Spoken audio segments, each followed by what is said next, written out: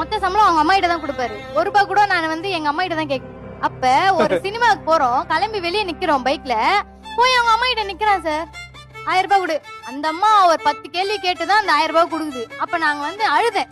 சரி ஓகே அழுத நின்னு சரி எங்க ஓகே வீட்ல நான் எப்படி எல்லாம் இருந்தேன். ஓகே சார் எங்க ஒரு அம்மா 1000 கொடுக்கல ரூபாய்க்கு போய் உங்க அம்மா கிட்ட போய் கேக்குறியடா சார் ஓகே அப்படின்னு. சார் அதனாலதான் நான் வேலைக்கு போய் இப்ப நானே சம்பாரிச்சு இப்போ நீ வேலைக்கு போற, நீ மந்த்லி 50,000 ஏர்ன் பண்ற, என்ன எத்தனை வாட்டி சினிமா கூட்டு பதில் சொல்லு.